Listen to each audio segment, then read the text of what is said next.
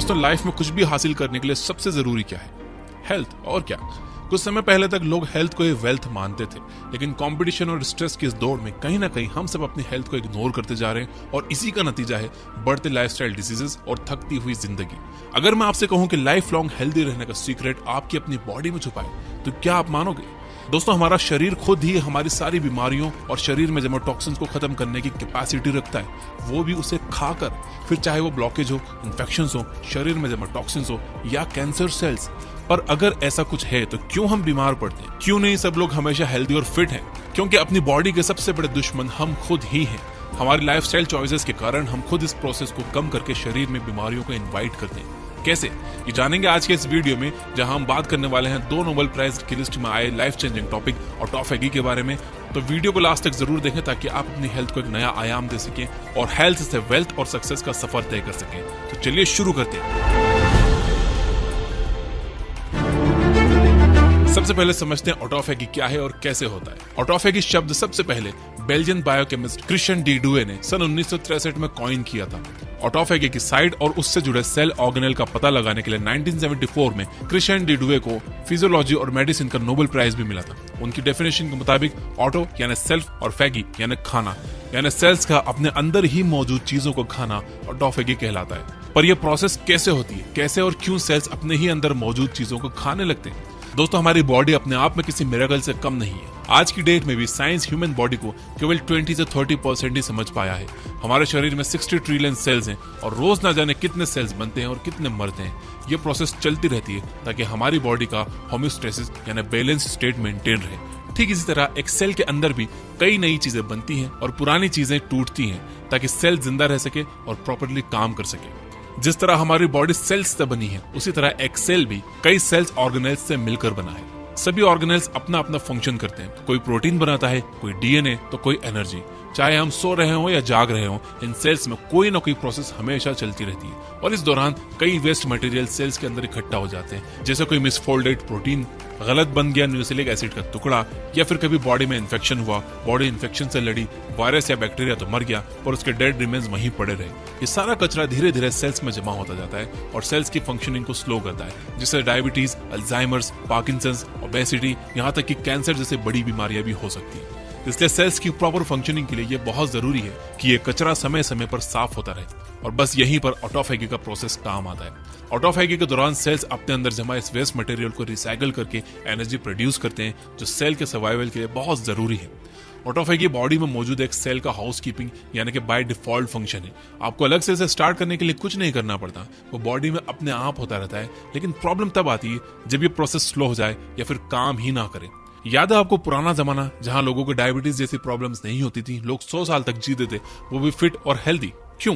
क्योंकि उनकी बॉडी सही से ऑटोफेगी कर रही थी और टाइम टाइम पर अपना कचरा रिसाइकिल कर रही थी। ऐसा क्या था उन लोगों की लाइफस्टाइल में जो हम लैक कर रहे हैं?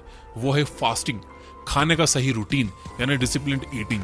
आइए जरा उनकी और हमारे ईटिंग हैबिट्स को कंपेयर करते हैं। वो सुबह अर्ली मॉर्निंग उठते थे, अपने डेली के कामों के बाद एक हेवी मील लेकर अपने काम पर निकल जाते थे। काम के बहाने उनका वर्कआउट तो हो ही जाता था। उसके बाद अंधेरा होने से पहले एक बार खाना खा लेते थे और फिर सीधा अगले दिन। इसके अलावा वो लोग हफ्ते में 1 से 2 बार फास्टिंग भी करते थे। और हम क्या करते हैं? फास्टिंग तो छोड़ दो, दिन में कुछ ना कुछ खाते ही रहते हैं। 8-9 बजे नाश्ता किया, अभी वो पचा नहीं, 2 बजे लंच कर लिया, उसका लोड कम हुआ नहीं, फिर स्नैक्स, फिर लेट नाइट डिनर, यानी टोटल मेस। पर खाने का ऑटोफेगी से क्या लेना देना? आप बताइए, अगर आपके पास सफिशिएंट अमाउंट में ताजा खाना होगा तो आप बासी क्यों खाओगे? या आपके पास नई चीजों का सरप्लस सप्लाई है तो आप कबाड़ का इस्तेमाल क्यों करोगे? किसी भी पुरानी चीज को इस्तेमाल करने का थॉट तभी आता है जब आपके पास किसी चीज की कमी हो।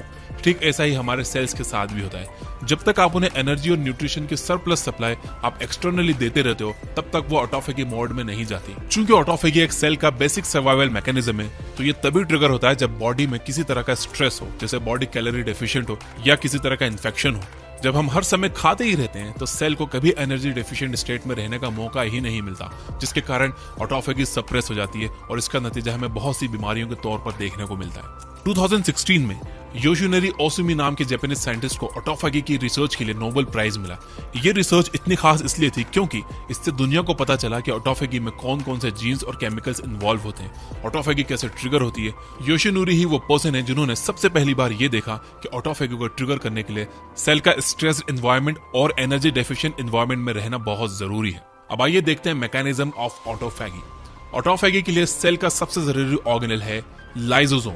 जिस तरह हमारी बॉडी में पेट सभी चीजों को डाइजेस्ट करके उसे छोटे टुकड़ों में बांट देता है और बॉडी फिर उसे अलग अलग फंक्शंस के लिए यूज करती है, उसी तरह लाइसोसोम में भी कई डाइजेस्टिव एंजाइम्स होते हैं जो बड़े मॉलिक्यूल्स को बेसिक मॉलिक्यूल्स में तोड़ देते हैं, जिसे सेल अपनी फंक्शनिंग में यूज कर लेता है। सेल्स में ऑटोफैगी 3 तरह की होती है, मैक्रो ऑटोफैगी, माइक्रो ऑटोफैगी और शैपरॉन मीडिएटेड ऑटोफैगी। मैक्रो ऑटोफैगी जब सेल को किसी बड़े मॉलिक्यूल जैसे बेकार ऑर्गेनेल, इन्फेक्शियस एजेंट के डेड रिमेन्स को रिसाइकिल करना होता है, तो सेल सबसे पहले उसे एक तरह के बबल में रैप कर लेता है जिसे ऑटोफैगोसम कहते हैं। फिर ये बबल जाकर लियोसम के साथ मर्ज हो जाता है और सारा कंटेंट लियोसम में चला जाता है। माइक्रो ऑटोफैगी जब किसी छोटे मॉलिक्यूल को डाइजेस्ट करना होता है तो ऑटोफैगोसम का फॉर्मेशन नहीं होता, वो मॉलिक्यूल सीधा लियोसम में जाकर डाइजेस्ट हो जाता है। वहीं जब किसी स्पेशलाइज्ड प्रोटीन को डाइजेस्ट करना होता है जैसे कोई टॉक्सिन या बैक्टीरिया वायरस का कोई पार्ट, तो उसे एक खास तरह के व्हीकल पर बैठकर लियोसम के अंदर जाना पड़ता है जिसे शैपरॉन्स कहते हैं, और इस तरह की ऑटोफैगी शैपरॉन मीडिएटेड ऑटोफैगी कहलाती है। ऑटोफैगी के प्रोसेस को समझने के बाद जानते हैं इसके बेनिफिट्स के बारे में। ऑटोफैगी एक नेचुरल सेल्यूलर प्रोसेस है जिसमें डिसफंक्शनल और अननेसेसरी चीजों का डिग्रेडेशन और रिसाइकलिंग होती है। इससे आपकी बॉडी में बहुत से बेनिफिट्स होते हैं जैसे cellular repair and maintenance. Autophagy से damage protein, dysfunctional cells organelles, cellular debris जैसे कई अनवांटेड वेस्ट मटेरियल सेल्स के अंदर से रिमूव होते हैं, जिससे सेल को रिसाइकिल और रिजुविनेट होने का मौका मिलता है और सेल्यूलर हेल्थ मेंटेन रहती है। ये सेल में रिपेयर और मेंटेनेंस प्रमोट करके सेल की इंटीग्रिटी और फंक्शनैलिटी को मेंटेन रखते हैं। Anti ageing effects. बात बड़े पते की है कि आप जानते हैं कि ऑटोफैगी आपकी उम्र कम दिखाने में भी आपकी मदद कर सकती है, यहाँ तक कि आपको कई एज रिलेटेड बीमारियों से भी बचा सकती है। दरअसल ऑटोफैगी से सेल का वेस्ट मटेरियल रिमूव होने के साथ साथ सेल्स में ऑक्सीडेटिव स्ट्रेस भी कम होता है, जिसके कारण एजिंग की प्रोसेस स्लो हो जाती है और सेल फ्री रेडिकल डैमेज से बच जाता है और आपके सेल्स जवान यानी आप जवान। Enhanced cellular energy production.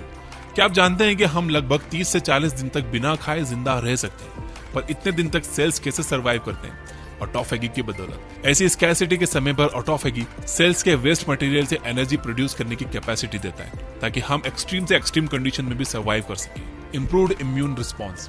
Immunity बढ़ाने में भी ऑटोफैगी बहुत बड़ा रोल प्ले करता है। पहला ये कि ये इम्यून सेल्स को रिजुविनेट करता है, दूसरा कि ये वायरस और बैक्टीरिया को छोटे छोटे टुकड़ों में तोड़कर एंटीजन प्रेजेंटेशन का काम करता है। दरअसल किसी भी इन्फेक्शियस एजेंट को पहचानने के लिए इम्यून सेल्स को एक प्रोटीन के छोटे छोटे टुकड़ों की जरूरत पड़ती है जिन्हें एंटीजन कहते हैं। बिना इसके इम्यून सेल्स काम नहीं कर पाते, इसलिए ऑटोफैगी इम्यूनिटी के लिए बहुत जरूरी है। न्यूरोडिजेनरेटिव डिसीज से प्रोटेक्शन। ऑटोफैगी बॉडी के हर सेल में होती है, जी हाँ, ब्रेन सेल्स में भी, और अगर ब्रेन सेल्स अपने ऑटोफैगी का काम सही से नहीं कर पाए तो वहां जमा एक्स्ट्रा प्रोटीन डेब्रिस बहुत सी न्यूरोडिजेनरेटिव बीमारियां जैसे Alzheimer's, Parkinson's and Huntington diseases का कारण बन सकती है। स्टडीज में देखा गया है कि ऑटोफैगिक रिस्पांस में किसी भी तरह की गड़बड़ी इन बीमारियों के होने के चांसेस को डबल कर देती है। Cancer prevention. ऑटोफैगी सेल्स को कैंसरस स्टेट में भी जाने से रोक सकता है। कैंसर क्या है? सेल्स के डीएनए में डैमेज होना, जिसके कारण सेल्स बिना रुके मल्टीप्लाई करते जाते हैं।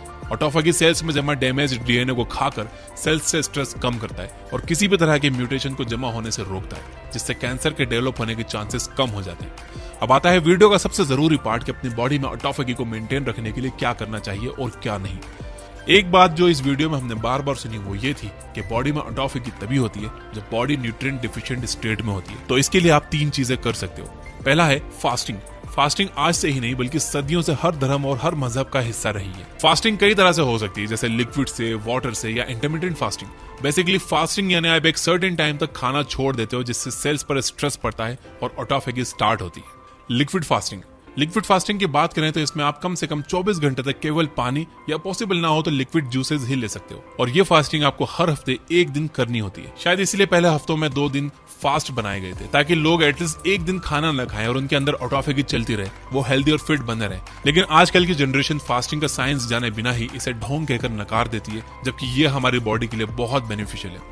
दूसरा तरीका है इंटरमिटेंट फास्टिंग का, जो आजकल वेट कॉन्शियस लोगों के बीच बहुत फेमस है। इसमें आप दिन के केवल एक पर्टिकुलर टाइम पर ही खाते हो और फिर कम से कम 12 से 16 घंटे तक कुछ नहीं खाते। जैसे आप सुबह 8 बजे से शाम 6 बजे के बीच में खा लोगे, उसके बाद आप सीधा अगले दिन सुबह 8 या 9 बजे खाओगे। इस तरह से रात को 2 बजे एक ऐसा फेस आएगा जब आपकी बॉडी एनर्जी डिफिशिएंट होगी और आपके सेल्स में ऑटोफेगी टर्न ऑन हो जाएगी। यानी जब आप सो रहे होगे तो आपकी बॉडी आराम से रिजुविनेट हो जाएगी। यही चीज हमारे पूर्वज भी किया करते थे, वो भी दिन डूबने से पहले खा लेते थे। तो हुआ ना पुराना ज्ञान नए नाम के साथ। ऑटोफेगी बढ़ाने का तीसरा तरीका है कैलोरी रिस्ट्रिक्शंस। इसमें आप फास्टिंग की तरह सेल्स को कंप्लीटली न्यूट्रिएंट डिफिशिएंट ना बनाकर उन्हें जरूरत से कम कैलोरीज प्रोवाइड करते हो, जिससे उनके अंदर ऑटोफेगी ट्रिगर हो। इसमें कई तरह के अलग अलग डाइट प्लान्स आते हैं, जैसे high fat low carb diet, जिसे आजकल केटो डाइट भी कहते हैं, फाइबर रिच डाइट, और भी कई ऑप्शंस हैं। लेकिन इन ऑप्शंस को चूज करने से पहले एक बार किसी न्यूट्रिशन एक्सपर्ट की सलाह जरूर ले लेना। लास्ट है एक्सरसाइज। जब आप एक्सरसाइज करते हो, बॉडी को मूविंग रखते हो, तो चाहे आपने थोड़ी ज्यादा कैलोरी भी ले ली हो, लेकिन सब यूज हो जाती है और सेल्स एक्टिव बने रहते हैं, जिससे उन्हें ज्यादा एनर्जी की जरूरत महसूस होती है, जिसे वो ऑटोफेगी के जरिए पूरा करते हैं। यानी बेसिकली नंबर 1, हफ्ते में एक बार फास्टिंग करें या फिर 2 meals a day rule follow करें। नंबर 2, हर समय खाते ना रहें, अपने ईटिंग आवर्स को रिस्ट्रिक्ट करें। नंबर 3, खाने में एडेड शुगर्स जितनी हो सके कम रखें। नंबर 4, एक्सरसाइज करें और खुद को हमेशा एक्टिव बनाए रखें। तो ये था तरीका खुद को बड़ी आसानी से बीमारियों से दूर रखने का। अगर आप यहाँ तक देख रहे हो तो लाइक किए बिना मत जाना और इस वीडियो की बातों को अफर्म करने के लिए कमेंट में लिखिए yes I will. Finally, you guys are amazing. Keep reading, keep learning, keep growing. Thank you for watching.